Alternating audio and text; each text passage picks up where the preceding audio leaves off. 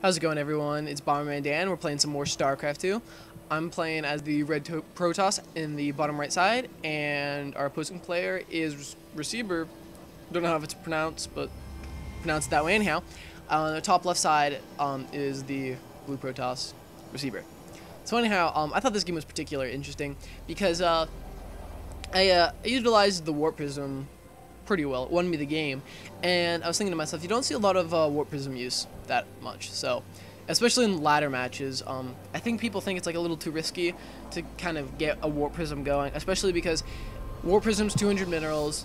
You're filling it with pretty much 4 units if you're using gateway units, like any 4 units. And if you lose that Warp Prism with 4 units in it, that could mean you the game. So I don't know. Especially also transitioning, you should probably get a robotics facility just in case, always, for an observer. But if you don't, you do have to invest in the robotics facility, and I don't know.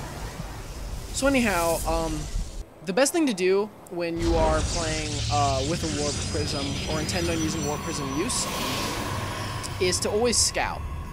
And to know when to use Warp Prism is basically, you'll see in this game, Receiver uses a forge early, and I do end up spawning that because my probe does go there next.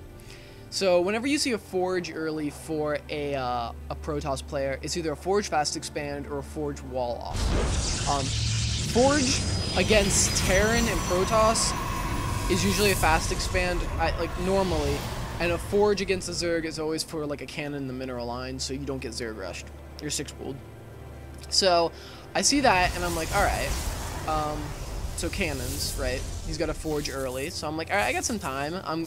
Make sure I'm not gonna get cannon rushed. My probe gets stuck there, and I try to move him out, but he dies too quickly. So I'm going with my traditional build, Gateway Cybernetics Core, and I got my gas up and running and everything, so everything's going good for me. Just waiting. So we see his cannon go down, and I don't see this because I'm not scouting. But you have to. So I'm wondering. I'm like, all right. I should probably send in another probe to scout, because he could be expanding here for a forge fast expand. It is not a very wise thing to do on this map, especially because you have this big section here you have to wall off if you are, and this section here. I mean, you can really wall off right like along there, but still, I wouldn't cut it even close. So we see 2 photon cannons going down already with the 2 pylons, and then another one to wall that off completely. So he doesn't want anyone going up there. Now, what you can tell from that is he doesn't want anything coming up, so he does not plan on moving out with ground units unless he really is thinking about killing one of these things. So he is a little late with the cannon. We do see the double gas, so we can anticipate something big, and he does end up transitioning to a Stargate and to Void Rays. So that's why you do see the double gas, even though he's not really going off of them yet, and the gateway is going down. I've got my second gateway down. I'm almost fully saturated in mining, and I'm deciding to send out my probe again to scout. So I'm like, all right, I'm expecting to see a base here, because I'm not really sure why else you would have that forge, really, because if he would have thrown that gateway down already, he could have had probably a Stargate going. So I'm just like, we'll see what happens. So I send my probe there, because I do like to make a proxy pylon right about around there. Because you can warp them down and stuff like that, and no one really checks up on the high ground, so I do send my proxy pylon down there on the high ground, and we do see the Cybernetics Core over here, so we won't get scouted even if we do go up that ramp. So I'm like, all right, I'm sitting here, and I'm like, he hasn't expanded, so I like to keep my probe there, because if I do see another probe go there, I'm like, okay, he's going to expand, or if I see him move out with units, that's usually the first place they go, is to the expansion area. So boom, I lose that right there, and I see all 3 of those cannons. So I'm like, okay, he is walling off. So this is where I say to myself, I've got a lot of gateways. I feel comfortable with my 5 gateways. That's what I do. I do 5 gateways instead of 4. So I immediately go with the robotics facility, and I'm like, all right, I think I'm going to do some Warp Prism play. So as we can see, he has nothing over here. He doesn't even have. I don't think he even has vision there. Let's check. He doesn't even have vision there. So I'm like, all right, Warp Prism it is. I don't know he doesn't have vision there, but I'm taking a little bit of a risk. And you'll see that I actually build an observer first that I send out before my Warp Prism, so that way I can be like totally sure that I can land a Warp Prism and then it won't just be a big waste. So that's what I like to do. But currently I'm like, all right, I don't know what kind of army he has, because he could have an army behind there. We don't know yet. And it would be kind of a problem if he did have a small army. He kills one of the cannons and he does move out. So you do want to be prepared. You don't want to anticipate that you're going to be completely fine. So I build 2 Stalkers and a Sentry. And the Sentry is to wall off the ramp, because this is a small ramp. And the 2 Stalkers can shoot at anything that's walled off. So you should probably be fully saturated by now. And I'm like, alright, I'm feeling good. So I have my Observer on the way. And I do throw down a Forge and, you know, for upgrades and for a cannon just in case.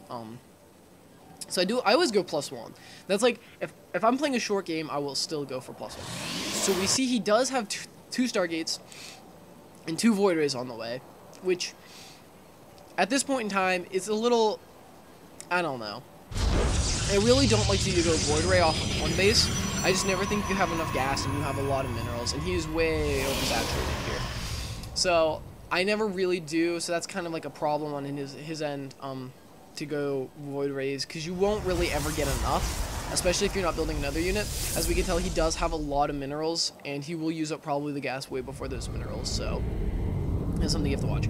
So I'm sending my Observer in, and I'm like, alright, I have 4 Stalkers and 2 Sentries, so I'm feeling pretty good about my army. I got +1 attack, I'm chrono boosting that. I got my Warp Prism, so I'm like, alright. Yeah, sorry about that. So I'm like, alright, I got my Warp Prism, and I'm waiting a little bit. I'm like, alright, let's see if I do have a safe landing zone there. If you were to have built a pylon or a cannon, that could have been a little bad, especially the cannon. Cannon would have indicated that he would have known I had an Observer over here, and that would have been bad. So I see that there's nothing over here, so I have a good chance of landing. So I'm like, alright, I'm gonna creep in a little, go to the Nexus, see what I can see. And I'm like, boom, Stargate. So I can see the Stargate now. Right there. I don't see the other one, and I'm like, okay, Void Rays. Or Phoenixes or whatever. So I'm like, alright. I'm here. Stalkers it is. So I'm only gonna make Stalkers for now on. And I slip up a little bit right here. I forget I'm going Warp Prism, and I warp in more Stalkers down here instead of waiting. So I only have like 2 units I can warp in. Yeah, it's the Stalkers. So I'm like, alright, let's move out. So I have these Stalkers basically useless. But I wouldn't say necessarily, because if the Void Rays did come to my base, it wouldn't be too much of a base race, because I could probably hold these off until I can get them. So he does have quite a few Void Rays here. 4. One is about to go down, so one goes down. These Void Rays are almost done, and I pull back a little, and I'm like, alright, send these ones in. So I have a bunch of Stalkers, and I'm just going to constantly get Stalkers in. That's all I'm going to do.